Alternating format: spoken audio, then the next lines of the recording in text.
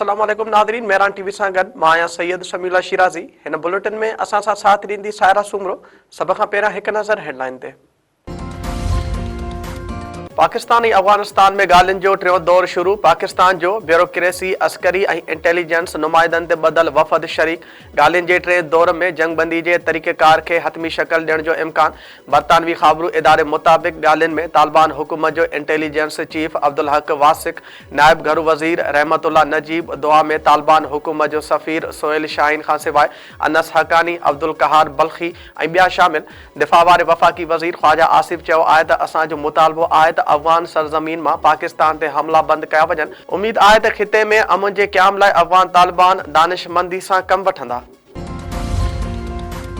वज़ीर आज़म 27वीं आइनी तरमीम ते MQM खे एतमाद में वठी छॾियो। ख़ालिद मक़बूल सिद्दीकी जी अॻवानी में 7 रुकनी वफ़द जी शहबाज शरीफ़ सां मुलाक़ात। नवाज़ लीग अॻवान बि मुलाक़ात में शरीक। 27वीं आइनी तरमीम ते ख़्यालनि जी ॾे वठि। MQM 27वीं आइनी तरमीम में बल्दियाती इदारनि लाइ इख़्तियार घुरी वरिता। गवर्नर सिंध कामरान टिसोरी चयो आहे त वज़ीर आज़म बल्दियाती मसूदे खे आइनी तरमीम में शामिल करण जो यकीन ॾियारियो आहे। काफ लीग ऐं इस्तिक़ाम में पाकिस्तान पार्टी जे वफ़दनि जी बि वज़ीर आज़म सां मुलाक़ात। कुझु देरि में पीपल्स पार्टी जो वज़ीर आज़म सां मुलाक़ात कंदो। अरिड़हीं आइनी तरमीम बाबति शिकनि ते मुशावरत कई वेंदी।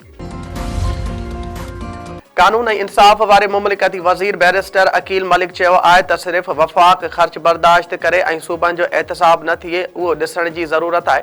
आइन को आसमानी किताब न आहे, उन में वक़्त ऐं ज़रूरत मुताबिक़ तब्दीली मुमकिन आहे। मीडिया सां ॻाल्हाईंदे कानून ऐं इंसाफ़ वारे मुमलिकती वज़ीर बैरिस्टर अकील मलिक चयो त 26वीं आइनी तरमीम वक़्त कंहिं जी रिटायरमेंट सबबि का जल्दबाज़ी न कई वई हुई। उन तरह 27वीं आइनी तरमीम ते बि बग़ैर मुशावरत जे फ़ैसिलो न पियो थिए। हिन मामले ते तफ़सीली ॻाल्हियूं जारी आहिनि। पीपल्स पार्टी जे सेंट्रल एग्जीक्यूटिव कमेटी जो इजलास अॼु थींदो। बिलावल हाउस कराची में थींदड़ इजलास जी सदारत बिलावल भुट्टो ज़रदारी कंदो। इजलास में 27वीं आइनी तरमीम ते गौर वीचार कयो वेंदो। ज़रियनि मूजिबि बिलावल भुट्टो सीनियर अॻवाननि खे वज़ीर आज़म सां मुलाक़ात बाबति आगाह कंदो ऐं 27वीं तरमीम ते पार्टी अॻवाननि खां राय वठंदो। अमरीकी सदर जो यूटरन न्यूयॉर्क जे नए चूंडियल मेयर सां ताउन करण जो ऐलान। डोनाल्ड ट्रंप चयो आहे त हिकु कम्युनिस्ट अमेरिका जे सभ खां वॾे शहर जो मेयर चूंडिजी वियो आहे। ॾिसूं त हू कहिड़ा क़दम थो खणे। मियामी में बिज़नेस फोरम खे ख़िताब कंदे अमरीकी सदर वधीक चयो आहे त न्यूयॉर्क जे नए चूंडियल मेयर खे वाशिंगटन सां नओं तालुक़ क़ाइमु करणु घुर्जे।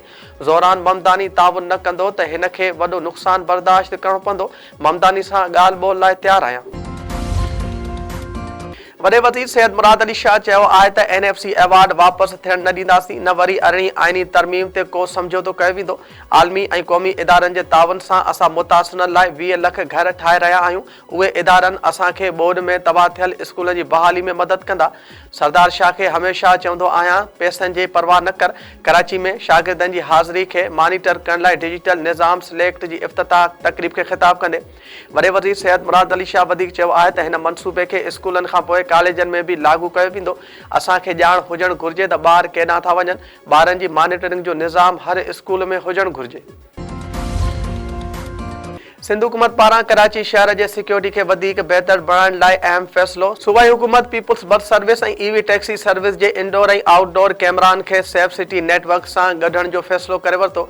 कराची में सीड़पकारनि जे हिकु वफ़द जी सीनियर सूबाई वज़ीर शर्जील इनाम सां मुलाक़ात।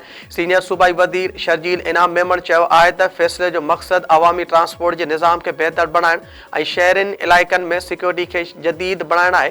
कैमरान खे सेफ सिटी सां ॻंढण खां पोइ ट्रैफ़िक मैनेजमेंट सिक्योरिटी मॉनिटरिंग ऐं अवामी तहफ़ुज़ वारनि क़दमनि में बहितरी ईंदी।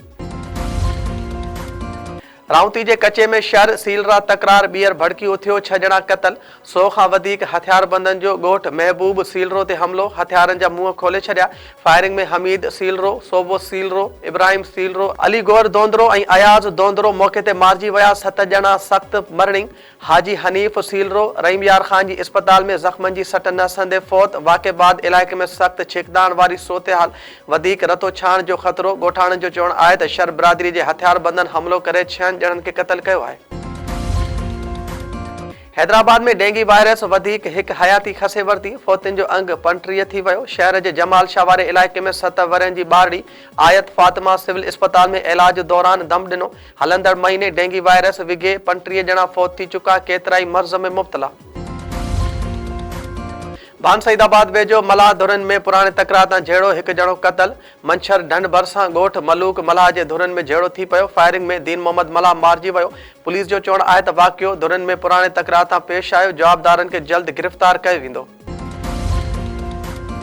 शाहपुर चाकर वेझो बाह वाक़े जो ज़ख़्मी नौजवान फौत अंग टे थी वियो। ॻोठ अमानुल्ला डायरी में 5 ॾींहं अॻु पलाल सां भरियल ट्रैक्टर ट्राली खे बाह लॻण करे 2 पोरियत मौक़े ते सड़ी फौत थिया हुआ।